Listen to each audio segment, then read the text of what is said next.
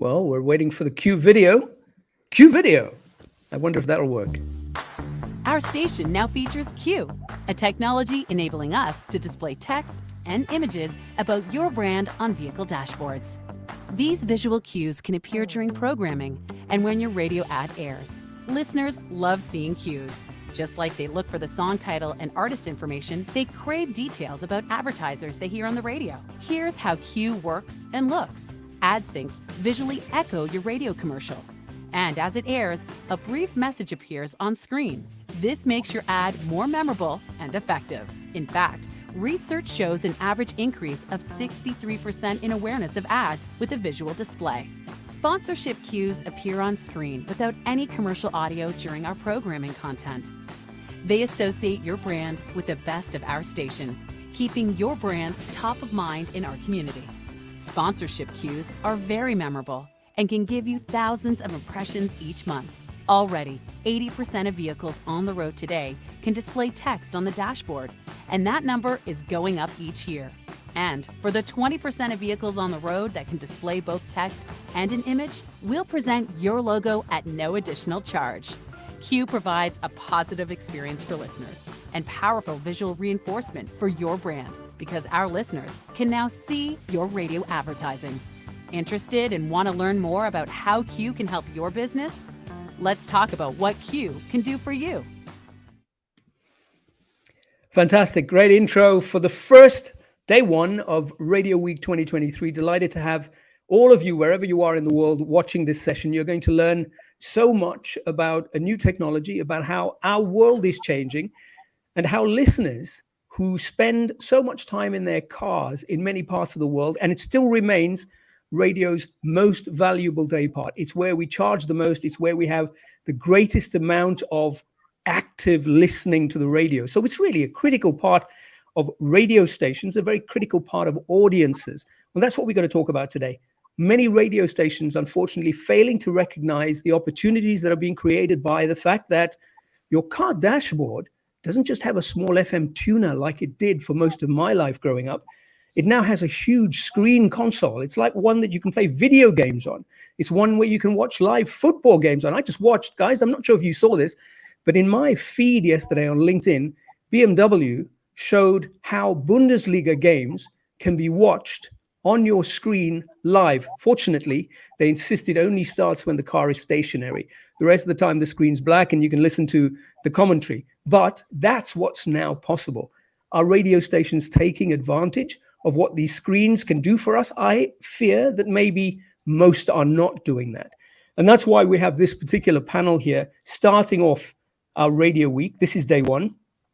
We're going to understand all the possibilities that a dominant dashboard screen offers to radio stations. And I'm joined by Steve Newbury, the CEO of Q Interactive, who's also the sponsor. Thank you, Steve.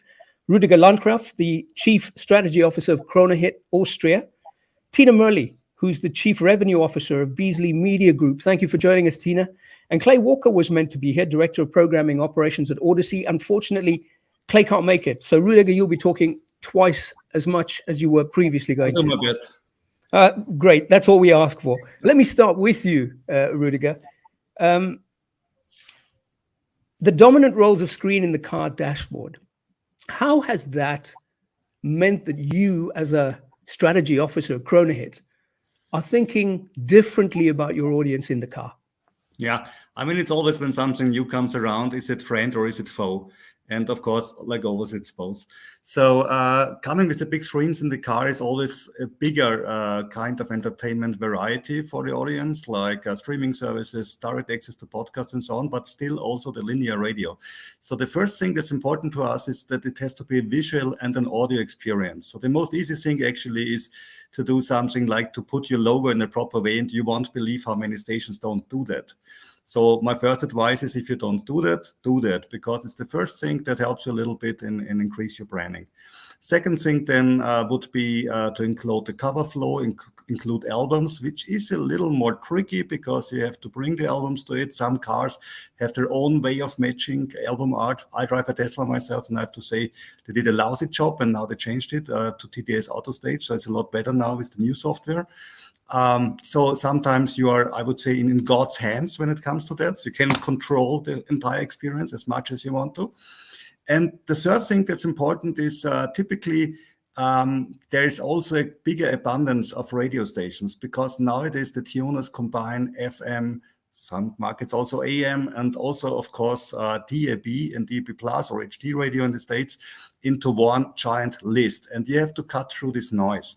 And so you have to be very specific to give your audience a chance to be able to explore your station. And if you call it like any generic name, it's not so easy to get that. So a direct product proposal in the brand name would be helpful as well.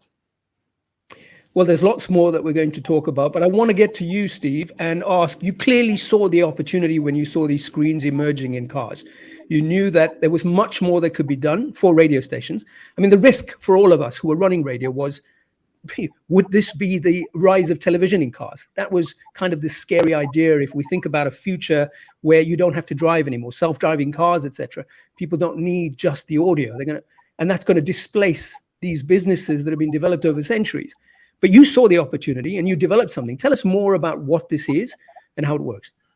I did see the opportunity, and part of my background before I joined Q, I am a broadcaster in the States, and I also worked with the National Association of Broadcasters as their executive vice president. And I had the lead between the automotive industry in the US and the broadcasters here. Clearly, there were evolving technologies that radio needed to take advantage of. We had RDS and HD, and we just weren't taking full advantage of that. And there's so much more that's coming. You mentioned the DTS Auto Stage. What a fabulous technology that is. And radio needs to be there. And I was excited about it when I was asked to join. I did not create the Q technology. I came on board after it had been created, but we've tried to push it to a different level because we really do want broadcasters understanding we're not a one-dimension service anymore. Radio can be much more visual, can be much more engaging. And what Rudiger said is exactly right. He outlined the station logo and then the artist information. And then there's a lot more content that we're beginning to promote that we'll be talking about. So broadcasters, radio broadcasters can't just sit and define us as audio any longer. Apple, Spotify, Pandora, so many of our competitors, the satellite companies, so many of our competitors are doing visualization. We have to do that to not just keep up, but exceed the expectations of our listeners. And I think that's probably a mix of both on the content side and on the revenue side, right? There's potential Absolutely. for new revenue streams, which is where, Tina, you come in, Chief Revenue Officer. Why are you sitting here? People might be saying, hang on, is this a content proposition? Well, it's more than a content proposition. There are opportunities to make more money. Tell us a bit about that particular potential. Absolutely. Radio is over 100 years old, so it's very rare that we have new technology to sell that advertisers are excited about. And this is a technology they are really excited about. We often have advertisers calling us and asking us how they can get on the dashboard, which is really exciting. At Beasley alone, we've done close to $2 million in revenue already this year. And basically what it is we sell it as sponsorship. So it's a share of voice, if you will, like on your dashboard. So we'll have a pyramid sponsor. So you have a content sponsor. So we'll actually air during the content of your show a message. It's almost like a studio naming sponsorship on air, but it's on your dashboard. Advertisers love it because it's closest to the point of purchase. You have your visual on there. It also tremendously increases brand lift. And it's great for live local community service. We've often used this even for PSA campaigns when we had that horrible hurricane down in Fort Myers, or during COVID, we would use PSA messaging out to the community. So it's not only great for revenue, it's great for community outreach, and it's really great for recall for our advertisers. So can you give us a clear example, practically, as people are watching from wherever they are in the world? How do you actually sell this? So we're normally used to selling 30-second spots. We're selling solutions for advertisers. What is the add-on? How do you do this? What are the words? What's the language? Great question. We have three ways of selling this technology. One is ad sync. So if you have your traditional 30-second advertisement on the air, your audio message, we can sync the visual cue with that audio message. So while you're hearing a Dunkin' Donuts commercial, you can actually see the Dunkin' Donut logo. with whatever offer, 99-cent lattes or what have you, on the screen. So that's probably the lowest level of doing it, but we also sell it as a sponsorship in day part. So an advertiser could be a day part sponsorship of Morning Drive. And the way that works is when the DJ's on there talking about, latest trends, or when there's music playing, we will actually rotate out album art, station logos, and an advertiser message. Then we also have top of the hour sponsors. So every top of the hour, it's like a studio sponsorship. We will have that advertiser there. It's really important, and I think Steve will probably expand on this a little bit. It's really important that it is done with the branding of the station, and it's not done so pervasively that it's a turnoff. So that we don't want one advertiser up there 24 hours a day, because it can get a little stale and it can get confusing. So we'll rotate it out with the branding, with that advertiser message, so that it's in there, and almost like a promo on a radio station, if you will. Like it's a reminder, it's there, it's great branding, but it's not up all the time that it takes away from what we're doing as a radio station. So is your rate card changed? You now have a rate card that says you can buy a radio spot, but you can also buy Radio Plus. Yes. What So do you call the it? AdSync technology, that's a great question. The AdSync technology, we tend to have an add-on. So it will be our rate plus 10%, if you will, to have the visual cue. But the other sponsorships that I was describing, those are just straight, incremental revenue that we're bringing to the radio station. So it has nothing really to do with the radio spot. It's an extra revenue source. And many times we'll see marketers will pull revenue from their digital budget, from their outdoor budget. So these are budgets that are not coming from radio budgets, they're coming from other media. So it's a great way for radio to really take a larger share of the pie, the revenue pie, because we're taking it from other budgets. Tina, now you've said something that's got anybody watching super excited. We're taking budgets for other people. They've stopped taking from us, hopefully. This is great to hear. Those of you who are watching wherever you are in the world, just remember that you can ask questions as we go along. At a particular point, I'll be seeing your questions pop up, whichever screen you're using, whether you're on YouTube or you're on StreamYard, send them through. I see them. I'll pop them in during the discussion or maybe towards the end. So feel free to ask the questions that I haven't asked. So far, Tina's been very kind. She said, I've asked great questions twice, but maybe that's my limit. I think I've hit my ceiling. So we're going to need more of you, wherever you are, to send us your questions, because then I'll look smart as well. But don't worry, I will attribute it to you. Let's get back to you, Steve, and talk about the content side. So Tina's given us some great insight on how you can make this into a proper revenue generator that people see is valuable. It actually works. It emphasizes or enhances the messaging that's already happening in audio form. What can we do as content people? How do you make us radio people look like we belong on a screen, native to that new medium? Let's call it that. Well, I always begin by saying the listener experience is the most important consideration we all have to make, whether you're on the advertising side or the programming side. It has to be a positive listener experience. We don't want to be creating a technology that alienates the listeners, makes it confusing for them, makes it fatiguing for them. So the way to do that is by having the proper placement and not oversaturation with one client or a couple of clients, but having a good balance. But the other thing is really stressing to the operations team, the programmers. Think about programming your dash. Think about programming your messaging. And that can be everything from the creativity of messaging during the holiday season. We had one client that was posting a message that said, "Thanks for listening to us while you're looking for a parking space."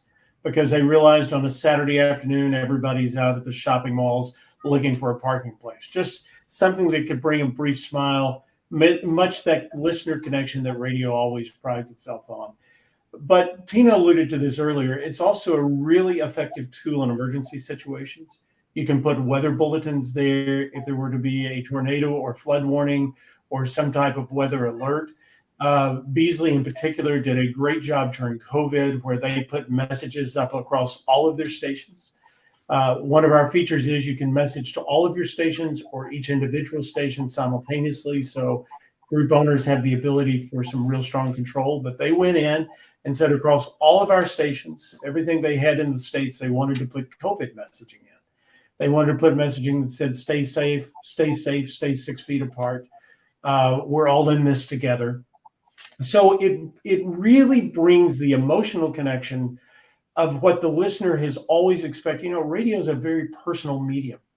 It's much more personal and individual than television is, or so many others. And if your programmers, if your operations people understand that the dashboard is now an extension of the audio product, are you giving away tickets today? Is there a secret word today at 3:00? Is there going to be a phone number that you want people to call in with an opinion on a talk show? Are you doing a survey? Do you have a specific guest that's going to be in the studio? You can promote all of that on screen and make it so much more dynamic than just that one dimension that we're used to, or even where it's just station logo and station ID. You can do so much more than that now. Is this happening in Europe anyway? So far, this sounds, perhaps to those that are watching, and we've got viewers from all over the world, India, Africa, Australia, you name it. This is probably sounding a little bit American-centric, right? We're talking about HD radio and the way it renders on HD radio. How does it apply in Europe, Rudiger? Is there an opportunity there? How does that emerge in the absence of HD radio? In terms of technology, it should work, of course, because DAB has even better bit rate as HD radio. So bringing the pictures into the car should be an easy task. The other thing is that there's no thing such a Europe, sorry to say that, because every country has its own legislation, what you're allowed to do on the dashboard, what you're not allowed to do. And in countries like Germany, it's even every federal state has the possibility to do that. So that's always an obstacle when you try to scale a technology like that. For example, in Vienna, there was a station 20 years ago. They had a very bright idea to broadcast the traffic news, not via the RDS text, but via the RDS station ID. And you could really, on every cast area, you could see what's the waiting time on the major highway in Vienna. So I thought it was pretty cool. The authorities thought it's pretty illegal, and so they had to stop it. And so that's a point that we have to work on the legislation front. But like Steve put it, if we don't distract the driver, if we bring additional information, if we make a better user experience, we should be able to overcome these obstacles. Let me just unmute. There's already a question. Zain Derbyshire says, does the station or radio broadly have a responsibility around education for the safety of this technology for drivers? Which you were starting to address, Rudiger, anyway. You were saying that's why there is a regulatory framework around this. You want to speak more to that? As a Tesla driver yourself with an enormous screen? Yeah, I can show you maybe a short video.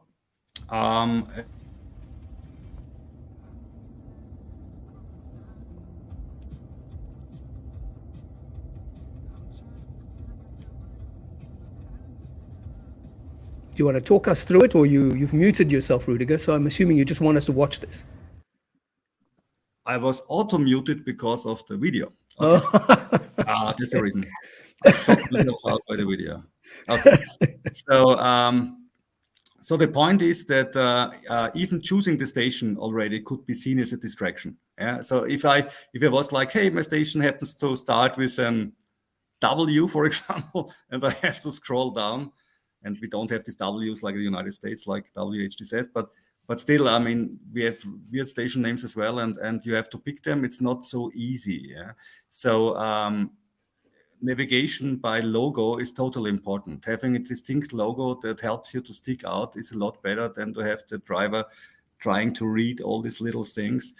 We have some places in Austria, got 300 radio stations on DAB and FM, because you could also pick up the ones from Switzerland and Italy. And that really means something for making radio and for navigation as well. So gone are the days where people would discover you by simply pressing up and down the dial and saying, hey, I like the music, I like the joke, oh, they're so cool.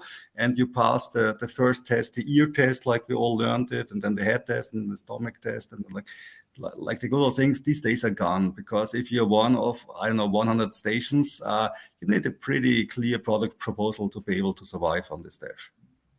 Let's if I yes, could go ahead, add Steve. something just to that, because Rudiger makes a very good point, and that is, not only are we competing with other radio stations, but we're competing with all these different audio services that are available. So Exactly. how radio looks, how we compete, But the issue about traffic safety, we're huge advocates for not adding to the distraction of drivers. So there are a couple of things that you should know. Number one, there are no moving videos associated with this. It's all still images. So you don't have, we will have customers occasionally that will say, can you do a video? No, we won't do that. We have had some companies that want to explore using QR codes. We discourage that. Our technology will pass it, but we discourage it because we don't want people, driving down the road, taking a picture of a QR code with their phone. But radio in the States, and I would imagine this is the same in the European theater, we're just getting radio up to speed with what Apple CarPlay, Spotify, Pandora, and others are already doing in the dashboard. So we're not leapfrogging. We're just getting radio up to that same level of engagement. So a lot of the distracted driver auto safety issues have already been addressed, and we follow the National Highway Traffic Safety Administration codes here to make sure that we don't create additional distraction. That's a very important point you're making, Steve. So if you're already allowed to have Apple CarPlay, this is no different in terms of the way it renders. It's just that now radio looks just as sexy and cool right. and made for the screen, just like it That's does when you put up your CarPlay or your Spotify or whatever it is. We can compete effectively. So that's great. There was a second question that just popped up and just popped out. Let's have it back. From Daniel Slentz. What technology syncs visual with audio? Can you all see that question? If you can't, I'll read it out for you. Okay, good. What's the response to that? So what we do, we cooperate with our client stations and we take the output of the automation system. We're all cloud-based.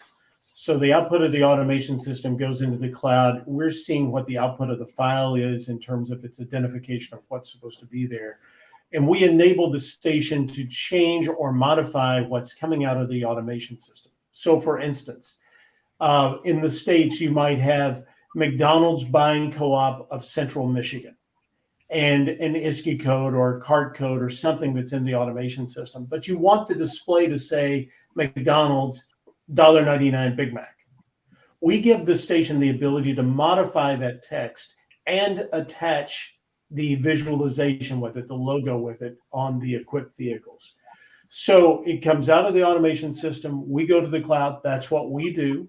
We do the modification and do the attachment of the visualization. And then we send it back down to the RDS encoder or to the importer exporter on the HD side or whatever the appropriate technology is at the transmitter site. So we sit between the output of the automation system and the input of the transmission system. Hopefully that takes care of your question, Daniel. But let's talk a little bit more about what this means going forward. What's the next steps? Where does it go to? What's the ceiling here? How much evolution is still headed our way? So that's a question. In fact, let me get to a question prior to that. There are some markets that still don't have DAB+. They don't have HD radio, certainly. They only have RDS. Is there a use case here or a case study of how this can work and enhance the business for the markets that only have RDS? Yeah, so I want to be very clear. What we have found is the logos are very engaging and look beautiful, but the text really drives a lot of the power of this technology and information. And we've seen this through research as well. So what we really encourage stations to do, start where you are. Even if you're just in a text environment right now with just RDS or just the basic technology, start putting that information on the screen. You may not have the 100% experience, but what is our 100% experience today is going to change very rapidly in the coming years. Start the journey. Get your visual content up. If you're capable of text only, get text up. If you're capable of HD, get that up. If you're going to be soon capable of the DTS auto stage or DAB, whatever the different platforms may be. And that segues into what's next. You know, in the States, what really changed the game for us was when the backup cameras were mandated into the vehicles. And when backup cameras became a part of the vehicle, then the screen theater changed in cars for the US broadcast community. Because now you have color monitors that are much larger. We all remember those original RDS displays that were limited to 8 characters at a time that looked like a readout from a 1983 computer. Now we have something that is much more dynamic. And I think the opportunities are going to be endless for us in terms of how we manage the data, how we present the data, what type of visual engagement we're going to have for people. And interactivity is going to be a huge part of what's coming in the future as well, so that we will have the two-way communication back and forth between radio stations and the consumer.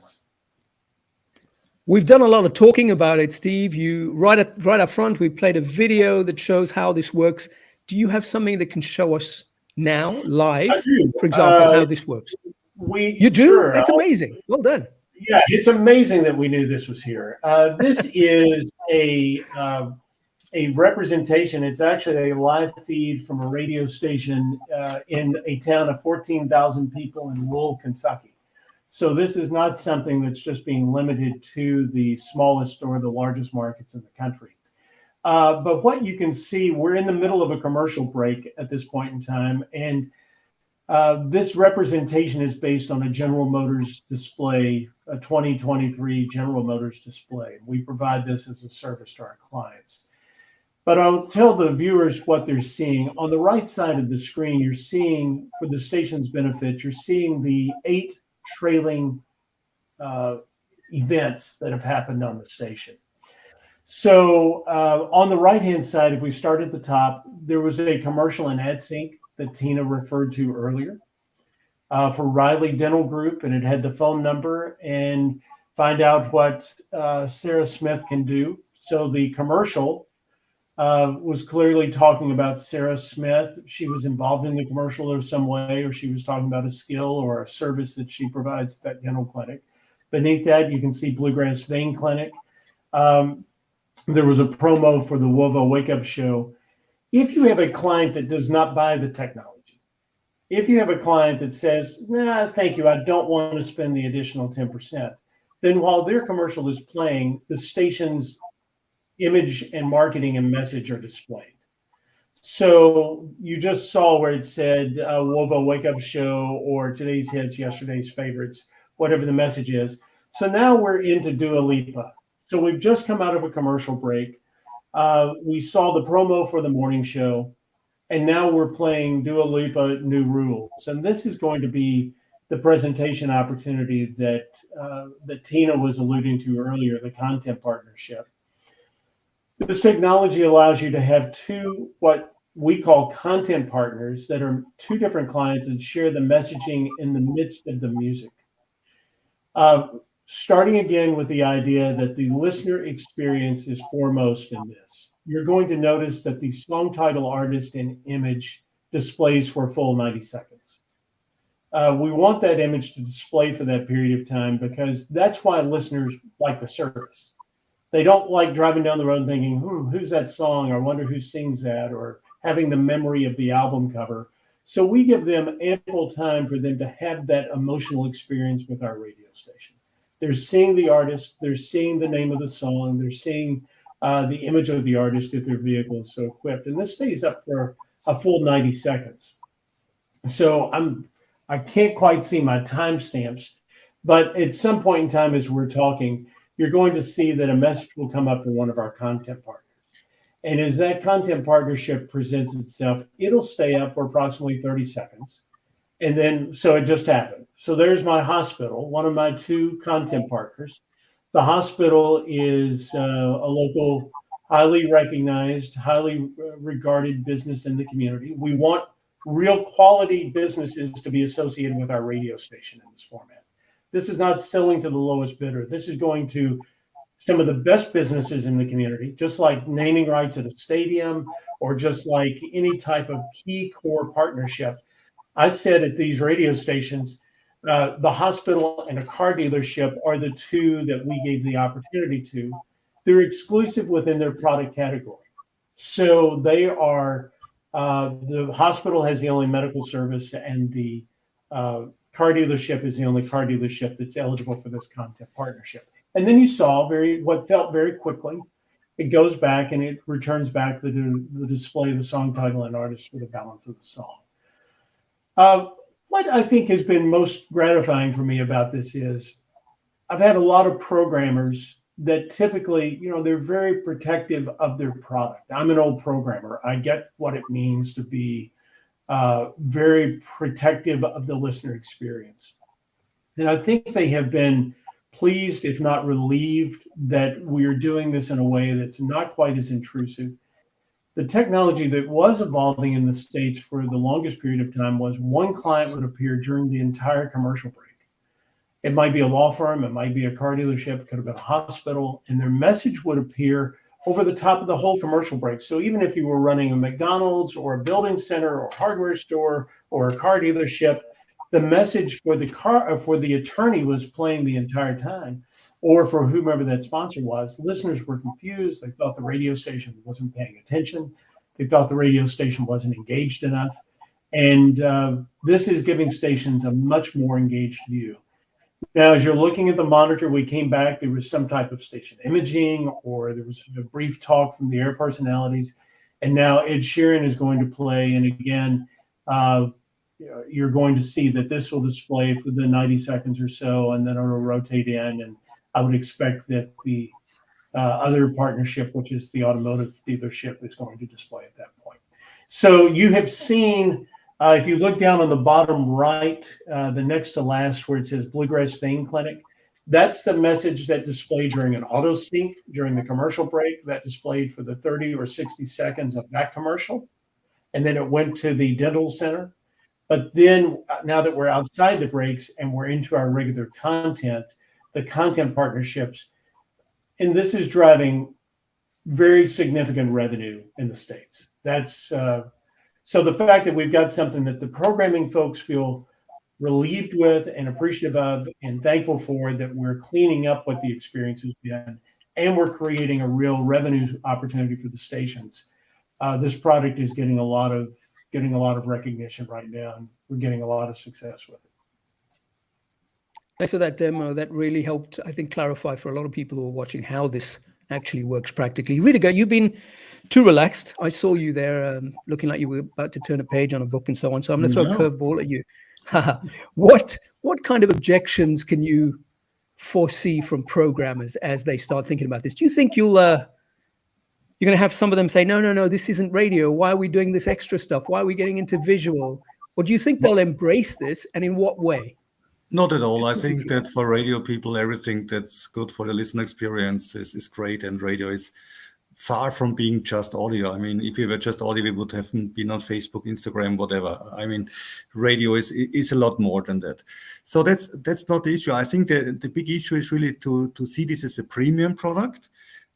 Typically, normally in sales teams, you have the issue that you have people that selling the airtime as a premium product and giving away the new stuff as some kind of add-on or stuff, because they're not confident in selling that, because they didn't sell it before, And so that would be my question to both Tina and Steve. How did you train or educate your salespeople to do that, to go up to the client and do this in a confident way? How did you do that? It was actually pretty easy. I'm thinking of something that just happened last week where we pitched a client a $200,000 program, and they said, do you have that thing that we can see our logo on the screen, and could you do it for $275 if we got that? So it's been easy because the advertisers see it and they want it, and so salespeople are they're opportunists and they're looking for ways to make more money. So the product has been a pretty easy sell for them. It's typically we were always theater of the mind, right? And now we have that visual cue that reinforces their brand. And it's a new technology that advertisers are very, very excited about. It makes them more money. We actually count it toward their digital budget, even though it's a radio product. So that helps them, have their budget achievement, it ticks that box a little bit, if you will. But I think it's really, and to step on the programmers in the room here, I've seen that our programmers have embraced this even more. And we've done things like, we have some sports stations in the US. We've actually decided to put the visual of the score of the game. So if there were a soccer game in Europe, you could have that score. So when you're out doing things with your kids on the weekend and you can't watch that incredible game, you now can look down on your dashboard and see what the score is, as opposed to waiting for the announcer to tell you what it is. we've sold that as a sponsorship as well. So I think I've seen from my purview, great buy-in from both sales and programming. And as I started with at the beginning of this, we've seen millions of dollars in revenue. And I think it's really just, the beginning. I anticipate that to grow year after year. Omar, there is one thing that, to Rudiger's point, that I want to point out. I think one of the biggest hesitancies that we see lots of times with the programming staff is they have so little time. They are so time pressed they have this job, this job, this job, this job. And so now here's something else they have to be concerned about. So our focus is making it as simple and as easy for them to implement this and to put schedules in. So you don't have to program this every day. You set the schedule for your morning show, 6 a.m. to 10 a.m. Monday through Friday, and it will be there 6 a.m. to 10 a.m. Monday through Friday, displaying at those times. It's not a daily. It's like anything else. The more you do daily, the fresher it is, the more your unique content is. If you're doing a song of the day or a contest of the day, you may want to do something each day, but you don't have to. And we're really trying to make it. And then there was one brief question that I saw come up about, does this display on other vehicles? The display, the representation I showed was on GM, but yes, it works across all automotive types that have RDS and HD. Now, each vehicle's experience is a little different because each manufacturer's implementation is a little different, but yes, it works as well on other manufacturers, not just General Motors product. Okay, so that sounds like this is going to do the things that we've always wanted. We're going to have more presence in the car, but the problem with the car and the screen is that the competition has increased dramatically. Are there particular ideas around making sure that we remain relevant? Is there anything about this technology that means that we can be as sexy for Gen Z, who are pretty much growing up on these devices? They're all screen-based. I don't think many of them don't have a habit of listening to the radio. Podcasts, fortunately, might be entering a golden age already in one, which means there is a real opportunity for audio. But what do you see coming up, Steve, in the future of this technology as you continue to evolve it further? Well, where are the new opportunities? The next generation, this is anecdotal. We have not done research on this, but it's an anecdotal thought that the next generation, and I have a 24-year-old son, and his patience of waiting for something that he is an on-demand world. That's if he wants to hear a particular song, he wants to hear it now. The ability to post appointment listening or to put appointment information on the screen does have I've seen a positive impact. So if you've got a studio guest that's coming up at 8:40, the ability to say, Dave Smith today at 8:40, that resonates where you're not making me guess, or you're not making me sit through all kinds of content to get to what I'm really wanting, if you're able to communicate. And, one of the things that Clay, unfortunately, wasn't with us today, but Clay has done a magnificent job with is Odyssey's 1010 Winds in New York City, which is a legendary news station that had been on AM band for years, just moved to FM. And they made Q an integral part of their visual display on their new FM product. So it shows weather in 1 minute. Headlines are next. So as you're watching the screen and you're listening to the 1010 Winds product, they're telling you what the next element is in many cases. So that it's not, I grew up in a time where the randomness of radio was part of the experience.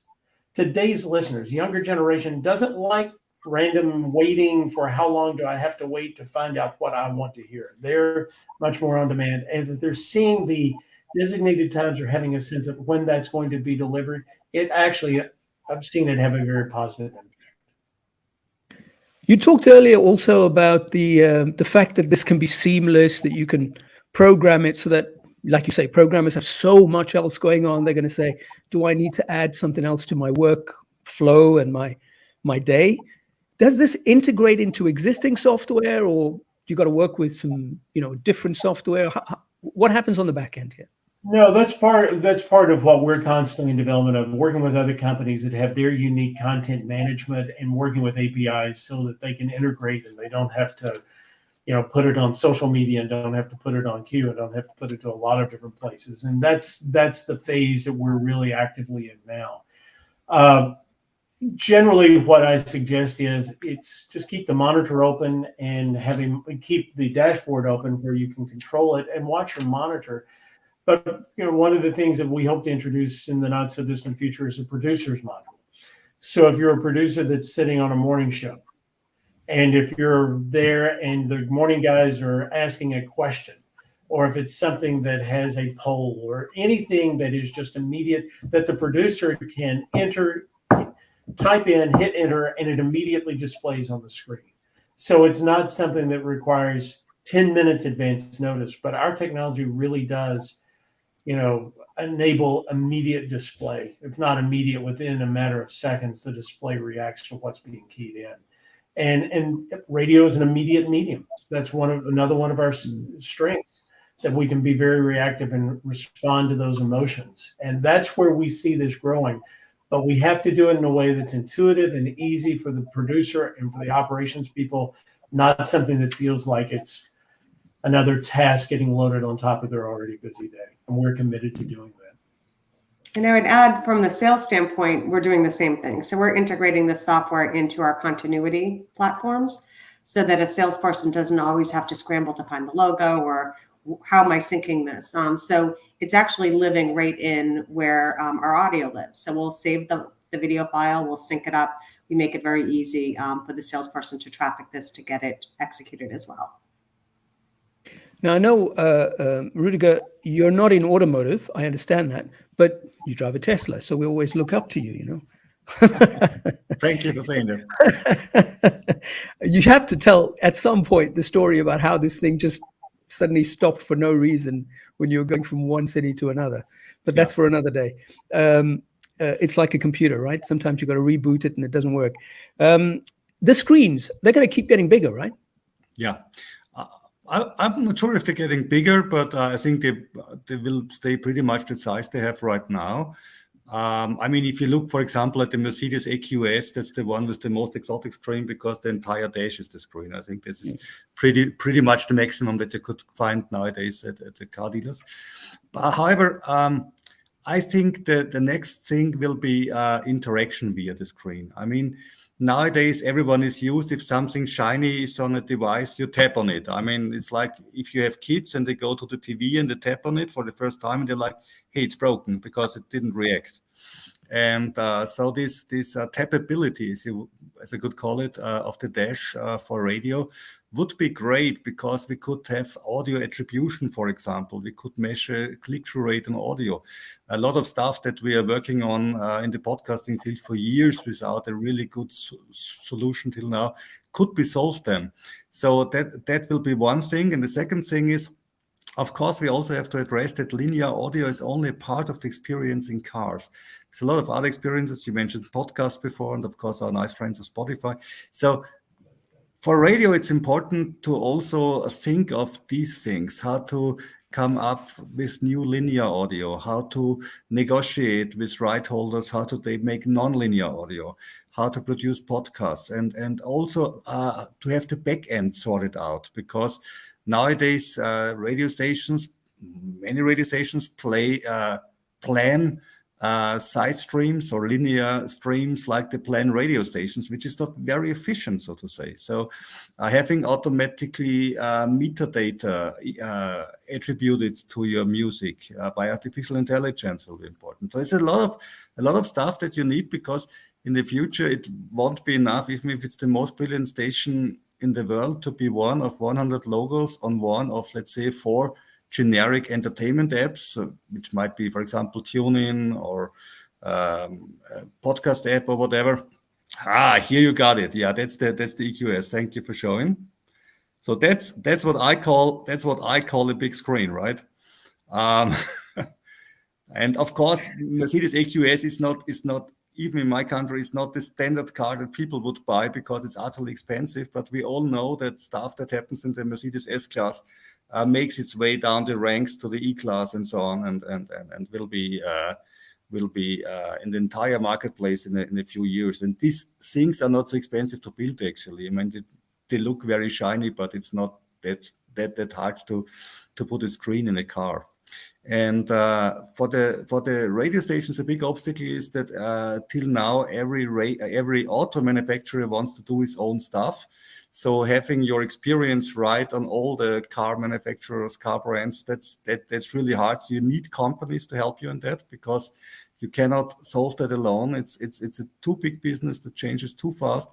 And as long as the automotive industry wants to differentiate itself by brand, by the way of the in-car experience, which seems important to them, we will have to live with that. So companies that help you in that are absolutely necessary. Omar, if I could add, and every time Rudiger says something, he brings up a point that I want to reinforce because he's spot on with it. But two things that I would say. We tell people there's so much variety in the way different car manufacturers, to Rudiger's point, everybody wanted to have their own unique experience. Every car manufacturer wanted to have their own unique experience. We can't change the way the vehicle is equipped. How the vehicle is equipped is how the vehicle is equipped.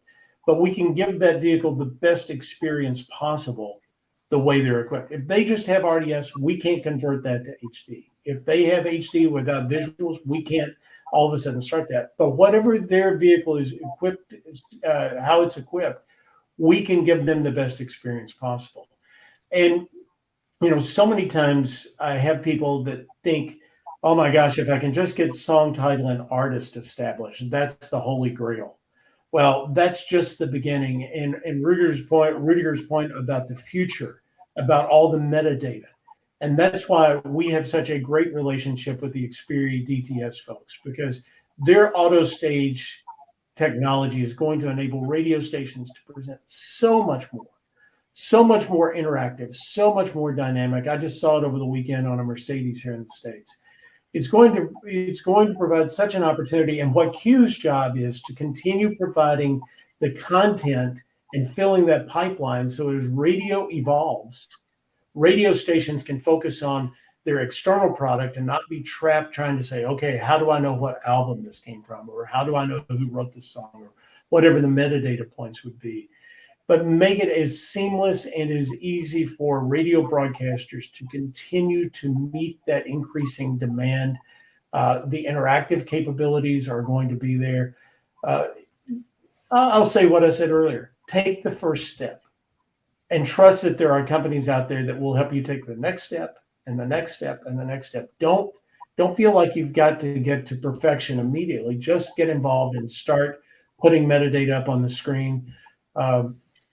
And that's what we're here for. That's what Xperi DTS is there for. It's really to provide radio broadcasters and their listeners an entirely different experience opportunity than they've ever heard before. Steve, we're going to give people a chance to watch a bit more about how Q works. So we're going to play a little bit more of a video. I wonder if you want to lead into that. Do you want to just take us into it? Yes, we opened this segment this morning with a 90-second video that we have provided to our clients. This is how we suggest clients, our stations, introduce the technology to their advertising customers. It explains what the product is in a way that whets the appetite for those advertisers and says, yes, I'd like to be a part of that. And after the station personnel, the sales rep, qualifies the client, then there's another 75-second video of best practices. And what this addresses is, don't put too much copy on the screen. Understand how the visuals work together. Understand that it's a broadcast technology. If you're in a parking structure or if you're on the backside of a mountain range, it's going to be impacted just like your FM signal is going to be impacted because we're riding right along on that. And it also addresses the dashboard. We can't change the way a vehicle looks, but we can give it the best experience. Because what we want is the advertiser and the client to have the right expectations about what this technology is when they start using it. As I tell people, Wi-Fi goes out, Bluetooth goes out, cell phones go out. Every once in a while, your RDS display may drop because of, a loss of signal or some type of signal issue. We just want people to understand that. But if you'd like to play the video, it's fairly short and it gives people an opportunity to understand how this technology works. Yeah, it might also lead to more questions. Let's have a look at it.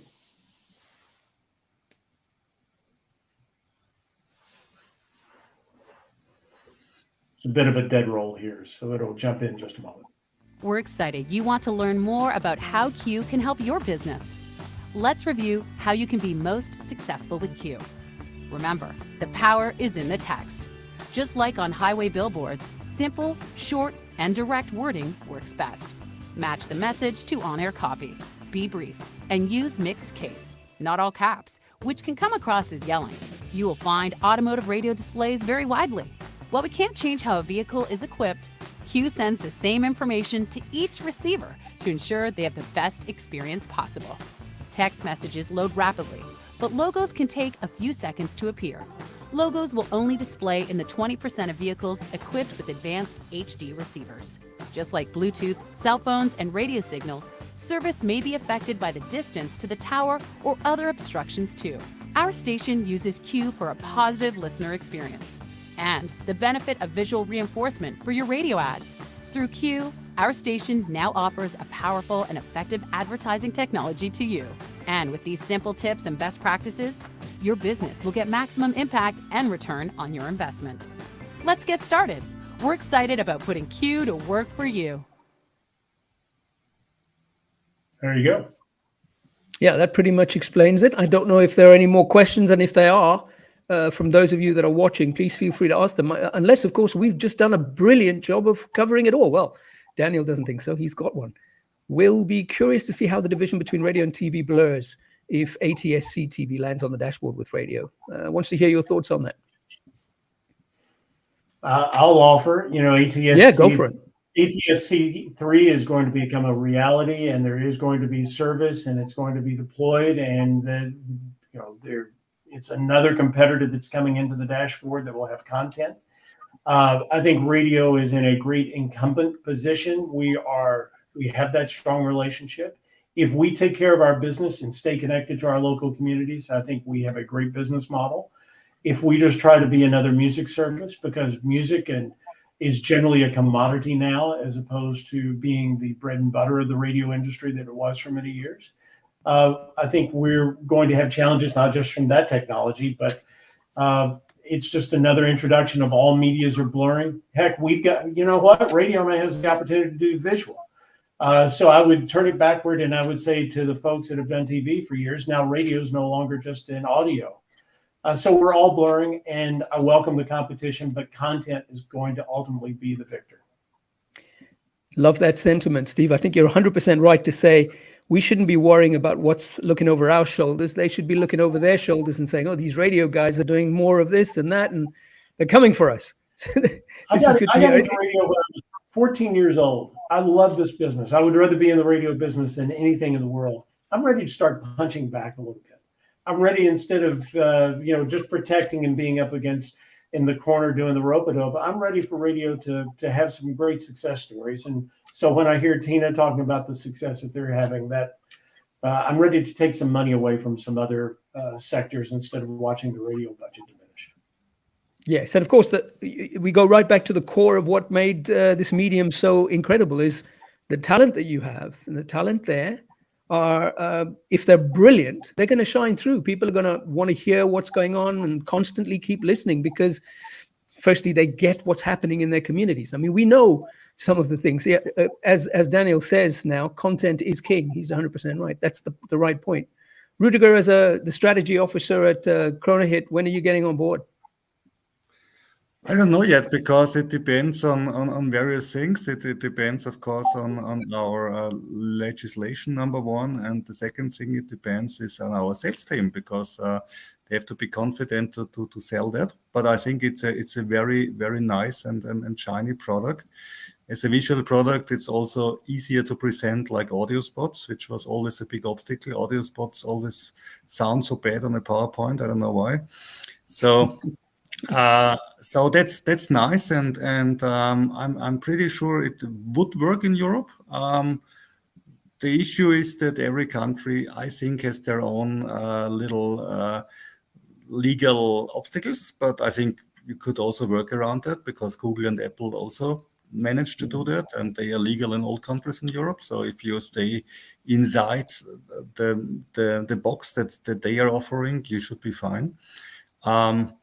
The good thing is that autonomous driving isn't coming as fast as we know. So audio with a nice glanceability added, which is pretty much the approach that radio has to the dash, will be better than the pure TV experience for many years to come, because autonomous driving will, as Mr. Musk also has to see, take a little longer than expected. Yeah, that's 100% right. Tina, new opportunities in sales that you feel will emerge? I mean, at some point, Rudiger mentioned it earlier, there's got to be some interactivity. There's also going to be voice activation, surely, because that's even less, less distracting at the point that you call up stuff that you want to hear, or the next news bulletin, when's it happening, or whatever it is. Where do you see that? I mean, I think in an ideal world, as everyone has mentioned on this call, that, it could be a touch to buy. It could be a voice to buy. It could be, now get me directions to Dunkin' Donuts after I've seen that ad, and have that all linked in. Advertisers love the new shiny toy. So what I would say to Rudiger is, like, your salespeople will embrace this. Like, it's something new that an advertiser hasn't seen. As I started this meeting with, is we're asking, our advertisers are asking us for it, which is really, it gets back to the punching back, where we don't have to do as much outreach on this as we do traditional radio. It's people coming in and saying, I saw my competitor's logo. Like, how do I get that same? How do I get that same technology? How do I become part of that? Which for salespeople, it's very, it's enticing to have an advertiser ask you for something as opposed to going out and selling them something. So, I definitely see it will evolve with technology, with touch, with voice. But right now it's a new technology that's being vastly embraced by my sales team. And Steve, do you think that at a point FM tuners are gone? Was that very controversial? Maybe it isn't. I don't think it is that controversial. I don't think it's. I would not characterize it as controversial, because I think anybody that cares about our business has to ask that question. But I don't think it'll be in my lifetime, and I hope I've got a real good long life ahead of me. I'm checking out next week. So having been at the National Association of Broadcasters and studied this, we made the point a few minutes ago. 3 years ago, the autonomous car, people were going to be riding around in the back of cars within 5 years. And we know that idea peaked, and there's going to be a lot of autonomous capability, but it's going to have a much slower deployment. But here's what I would say to broadcasters, and Q does this. We deploy this on any technology you have. So if you're streaming, you have the ability to deploy this. If you're going through an app, you have the ability to deploy this. So while it is an over-the-air broadcast product at its core, I absolutely believe that radio broadcasters have to be on every platform, putting their product to where the consumer wants it. It's not just a case of where we particularly want it.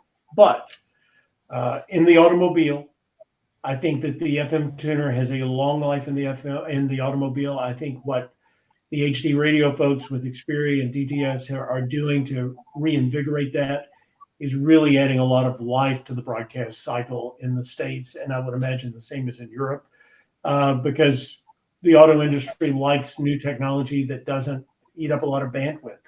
It's good, efficient deployment of entertainment and content through the over-the-air technology, and you can't argue with the economics of that. It's very, very cost-effective to deploy.